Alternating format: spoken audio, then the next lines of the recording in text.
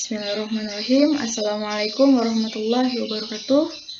Innal hamdalillah nahmaduhu wa nasta'inuhu wa nastaghfiruh wa na'udzu billahi min shururi anfusina wa min sayyiati a'malina may yahdihillahu fala mudhillalah wa may yudlil fala hadiyalah. Asyhadu an la ilaha illallah wahdahu la syarikalah wa asyhadu anna Muhammadan abduhu wa rasuluh. Alhamdulillah, segala puji bagi Allah, Tuhan semesta alam yang memberikan kesehatan kepada kita semua sehingga pada hari ini kita masih diberikan nikmat iman, Islam, dan ihsan. Salawat serta salam semoga selalu tercurahkan kepada baginda kita yaitu Nabi Muhammad SAW. Semoga kita semua diberi syafaat hingga akhir kiamat. Baik, sebelumnya perkenalkan, nama saya Windy Wahyuni. Saya mahasiswa dari Fakultas Tarbiyah Ilmu Keguruan, Program Studi Pendidikan Agama Islam. Pada kesempatan hari ini saya akan membahas tentang fikih waris. Yang pertama yaitu pengertian hukum waris dalam Islam. Hukum kewarisan sering dikenal dengan istilah fara'id. Hal ini karena dalam Islam, bagian-bagian warisan yang menjadi hak ahli waris telah ditentukan dalam Al-Quran. Hukum kewarisan dalam Islam mendapat perhatian besar karena pembagian warisan sering menimbulkan akibat-akibat yang tidak menguntungkan.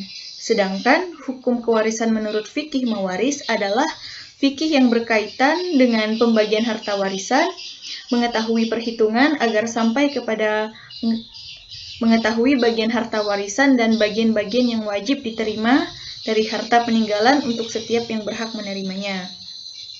Dalam bahasa Arab, berpindahnya sesuatu dari seorang kepada orang lain atau dari suatu kaum kepada kaum lain disebut al-miraj. Sedangkan makna al-miraj menurut istilah yang dikenal para ulama ialah berpindahnya hak kepemilikan dari orang yang meninggal kepada ahli warisnya yang masih hidup. Baik yang ditinggalkan itu berupa uang atau harta, tanah atau apa saja yang berupa hak milik legal menurut syar'i. Kemudian hadis Nabi Muhammad SAW yaitu sesungguhnya Allah SWT telah memberikan kepada orang yang berhak terhadap haknya. Ketahuilah tidak ada wasiat kepada ahli waris. Hadis riwayat Ahmad, Abu Daud, Tirmizi, dan Ibnu Majah. Mewaris berarti menggantikan tempat dari seseorang yang meninggal dalam hubungan hukum harta kekayaannya. Hubungan-hubungan hukum yang lain, misalnya hubungan hukum dalam hukum keluarga. Dalam redaksi yang lain, Hasbi Ash-Shidqi mengemukakan hukum kewarisan adalah hukum yang mengatur siapa-siapa orang yang mewarisi dan tidak mewarisi, bagian penerimaan setiap ahli waris, dan cara-cara pembagiannya berbeda dengan dua definisi di atas. Wirjono Projodikoro menjelaskan, warisan adalah soal apa dan bagaimana berbagai hak-hak dan kewajiban-kewajiban tentang kekayaan seseorang pada waktu ia meninggal akan beralih kepada orang lain yang masih hidup. Nah, yang kedua yaitu dasar hukum waris Islam. Adapun yang menjadi dasar pelaksanaan pembagian harta warisan dalam hukum Islam adalah berpedoman pada ayat-ayat Al-Quran berikut ini, yaitu surah An-Nisa ayat 7 yang artinya, bagi laki-laki ada hak bagian dari harta peninggalan ibu bapak dan kerabatnya, dan bagi wanita ada hak bagian pula dari harta peninggalan ibu bapak dan kerabatnya, baik sedikit atau banyak menurut bagian yang telah ditetapkan. Quran Surat An-Nisa ayat 7. Sedangkan pedoman waris menurut hadis yaitu hadis Rasulullah SAW dari Huzail bin Syurahbil yang diriwayatkan oleh Bukhari, Abu Daud, At-Tirmizi, dan Ibnu Majah. Abu Musa ditanya tentang pembagian harta warisan seorang anak perempuan, cucu perempuan dari anak laki-laki, dan saudara perempuan. Abu Musa berkata, untuk anak perempuan 1/2 dan untuk saudara perempuan 1/2. Pedoman pelaksanaan hukum waris menurut ijtihad adalah masalah-masalah menyangkut warisan ada yang sudah dijelaskan permasalahannya dalam Al-Quran atau hadis. Keterangan yang konkret sehingga tidak timbul macam-macam interpretasi, bahkan konsensus di kalangan ulama dan umat Islam. Selain itu, Masih banyak masalah warisan yang dipersoalkan dan diperselisihkan. Penyebab timbulnya bermacam-macam pendapat dan fatwa hukum dalam berbagai masalah waris ada cukup banyak, tetapi ada dua hal yang menjadi penyebab utama, yakni yang pertama, metode dan pendekatan yang digunakan oleh ulama dalam melakukan ijtihad berbeda dengan kondisi masyarakat dan waktu kapan ulama melakukan ijtihad juga berbeda. Kemudian yang kedua, hal-hal tersebut itulah yang menyebabkan timbulnya berbagai mazhab atau aliran dalam hukum fikih, termasuk hukum waris. Maka dengan maksud mempersatukan dan mempermudahkan umat Islam dalam mencari kitab pegangan hukum Islam, Ibnu Muqaffa yang wafat pada tahun 762 Masehi menyarankan Khalifah Abu Ja'far al-Mansur agar disusun sebuah kitab hukum fikih Islam yang lengkap berdasarkan Al-Quran, Sunnah, Ra'yu yang sesuai dengan keadilan dan kemaslahatan umat. Kemudian ada unsur-unsur hukum waris. Yang pertama yaitu pewaris.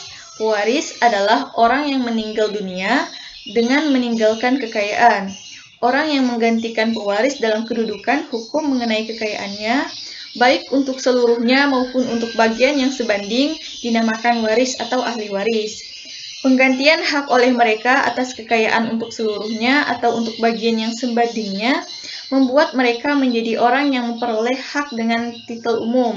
Maka unsur-unsur yang mutlak harus dipenuhi untuk layak disebut sebagai pewaris adalah orang yang meninggal dunia dan meninggalkan harta kekayaan. Ahli waris, peraturan perundang-undangan di dalam telah menetapkan keluarga yang berhak menjadi ahli waris, serta porsi pembagian harta warisnya. Undang-undang telah menetapkan tertib keluarga yang menjadi ahli waris, yaitu istri atau suami yang ditinggalkan, dan keluarga sah atau tidak sah dari pewaris. Ahli waris menurut undang-undang atau ahli waris abis testato berdasarkan hubungannya terdapat 4 golongan, yaitu golongan pertama. Golongan pertama adalah keluarga dalam garis lurus ke bawah, meliputi anak-anak, keturunan mereka beserta suami atau istri yang ditinggalkan atau yang hidup paling lama. Suami atau istri yang ditinggalkan atau yang hidup paling lama ini baru diakui sebagai ahli waris. Bagian golongan pertama yang meliputi anggota keluarga dalam garis lurus ke bawah, yaitu anak-anak beserta keturunannya, janda atau duda yang ditinggalkan, dan yang hidup paling lama. Masing-masing memperoleh satu bagian yang sama. Oleh karena itu, terdapat 4 orang anak dan 2 janda, maka mereka masing-masing mendapatkan hak 1/5 bagian dari harta warisan. Kemudian yang kedua yaitu golongan kedua. Golongan kedua adalah keluarga dalam garis lurus ke atas, meliputi orang tua dan saudara, baik laki-laki maupun perempuan, serta keturunan mereka.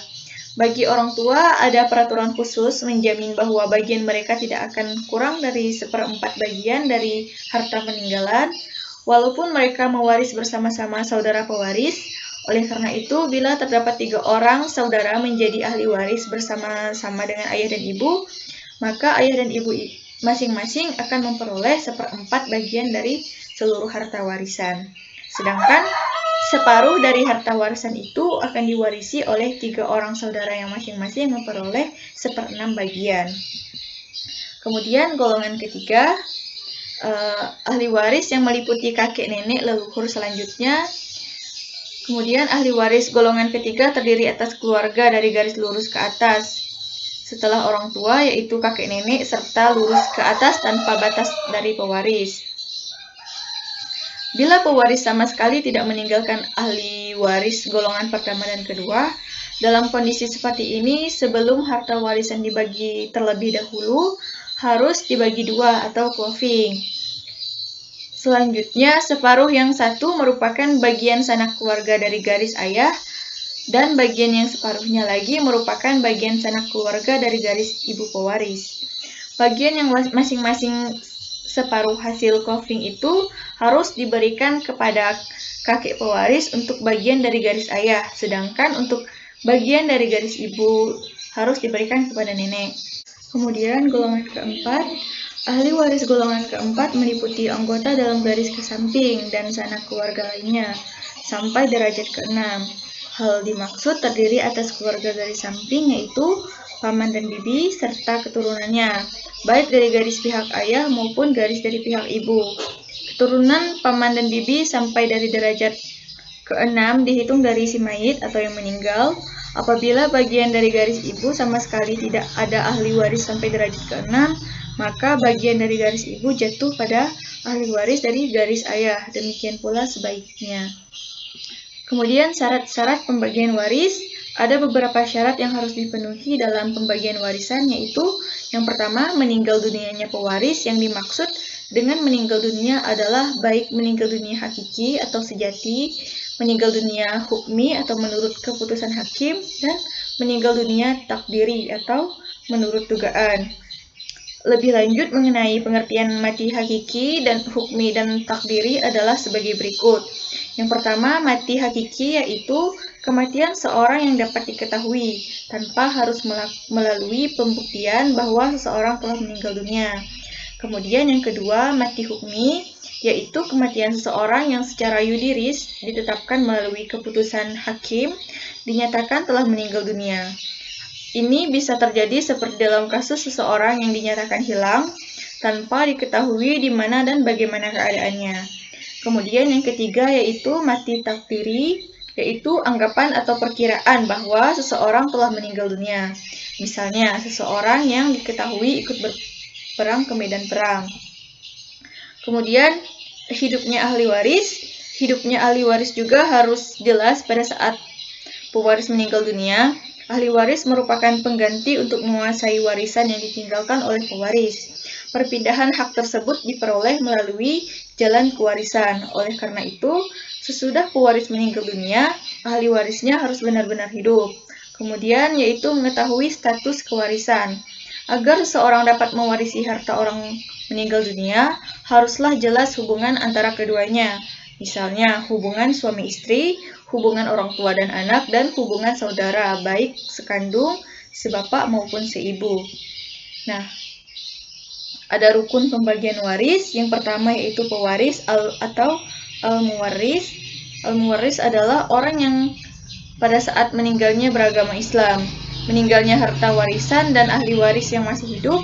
Istilah pewaris secara khusus dikaitkan dengan suatu proses pengalihan hak atas harta dari seseorang yang telah meninggal dunia kepada keluarganya yang masih hidup.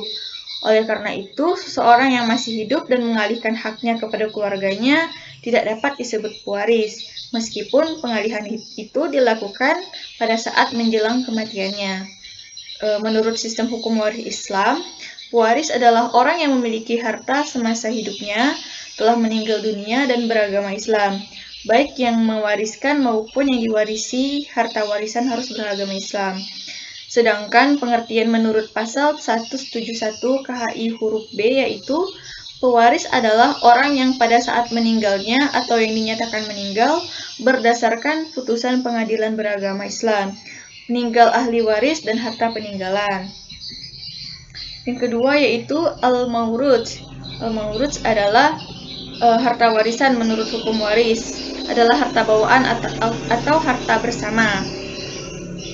Harta warisan dalam hukum waris Islam tidak hanya harta benda, tetapi juga hak-hak dari pewaris. Sedangkan pengertian harta dan warisan menurut pasal 171 huruf E KHI yaitu harta warisan adalah harta bawaan ditambah bagian dari harta bersama setelah digunakan untuk keperluan pewaris selama sakit sampai meninggalnya, biaya pengurusan jenazah, pembayaran hutang, dan pemberian untuk kerabat. Kemudian ahli waris atau al-waris. Ahli waris adalah orang yang berhak mewaris karena hubungan kerabat atau nasab, hubungan perkawinan atau nikah dengan pewaris, beragama Islam dan tidak terhalang karena hukum untuk menjadi ahli waris. Yang dapat menjadi ahli waris dari pewaris yang beragama Islam adalah ahli waris yang beragama Islam. Sedangkan pengertian ahli waris menurut pasal 171 huruf C yaitu ahli waris adalah orang pada saat pewaris meninggal dunia maupun hubungan darah ataupun hubungan perkawinan dengan pewaris beragama Islam dan tidak terhalang karena hukum untuk menjadi ahli waris. Baik, mungkin ini saja yang dapat saya sampaikan. Terima kasih atas perhatiannya, mohon maaf atas kekurangannya dan kesalahan saya. Akhirul kalam, wastaghfirullahaladzim li wa lakum. Wassalamualaikum warahmatullahi wabarakatuh.